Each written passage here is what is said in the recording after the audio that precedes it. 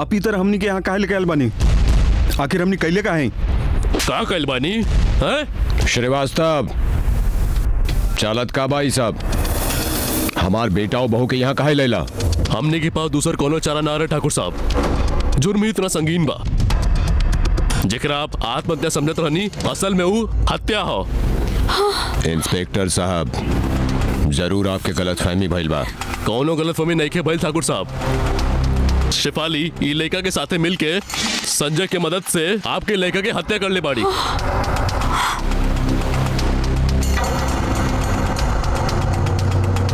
या का बोलता नहीं इंस्पेक्टर साहब? हम तो इंसान के जानीला तक ना। श्रीवास्तव, कौनो सबूत भी बा या हवा में तीर चलावताड़ा? कविता जी सर। बुलावा ओकरा।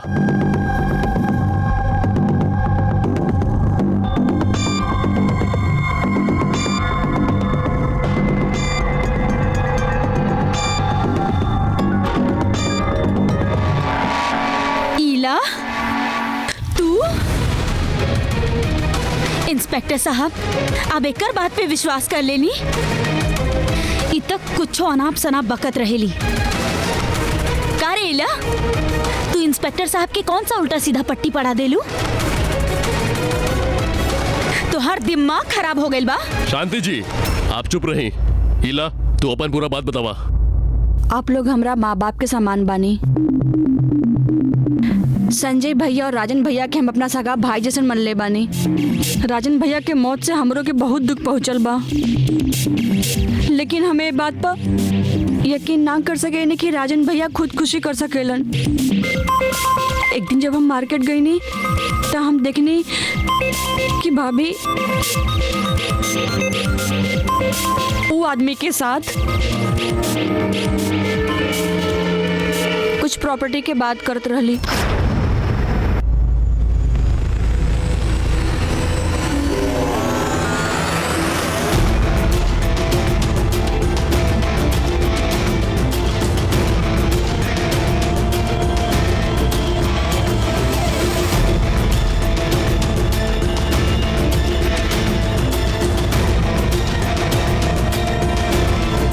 कुछ गड़बड़ लागल। तू सबसे पहले ये बात हमरा काहे ना बतेलू? आप पर पहले से दुख के पहाड़ टूटल रहे और हमके पता रहे कि आप हमारे बात पर कबो भरोसा ना करब।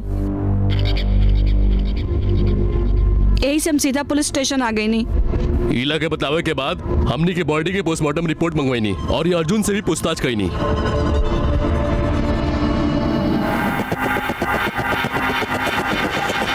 बतावा शेफाली, बतावा।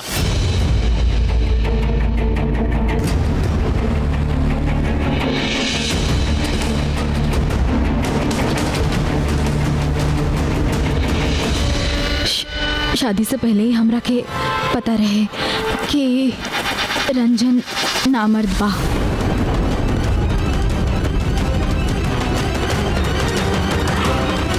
लेकिन हम ओकर पैसा और प्रॉपर्टी खातिर ओकरा से शादी कर लेनी। पक्का? तो के जलन त ना होखी ना अगर हम रंजन से शादी कर लेनी था? जब वो कुछ कर ही ना सकेला तो में जलेवला कौन बात बा? हाँ? और संजय, तोहार प्लान के मुताबिक हमरा के ओकरे साथ रात। शेफाली, जब इतना बड़ प्लान के अंजाम देवे के हो तो छोटा मोटा कुर्बानी देवे के पड़ेला। और जब एक बार हमनी के प्लान सक्सेसफुल हो जाए तो सारा पैसा लेके हमनी दोनों कहीं बहुत दूर चल जाए। तू चिंता मत कर, ओके? हम ओकर बात में आ गई नहीं। प्लान के मुताबिक सब ठीक चलत रहे। संजय भी हमार बात में आ चुकल रहे और फिर वो रात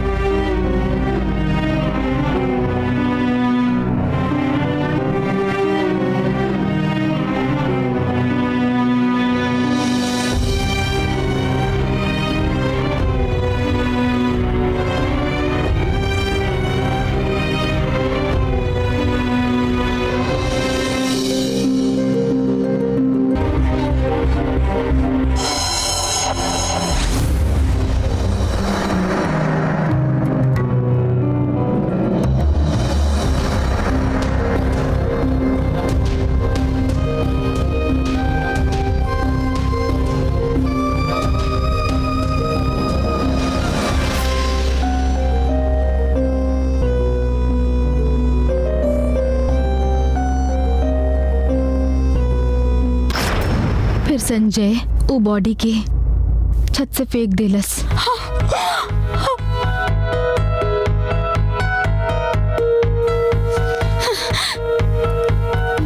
तू हमार दोनों बेटा के खा गइलू। इंस्पेक्टर साहब लेके जाइए एकरा के कड़ा से कड़ा सजा दी।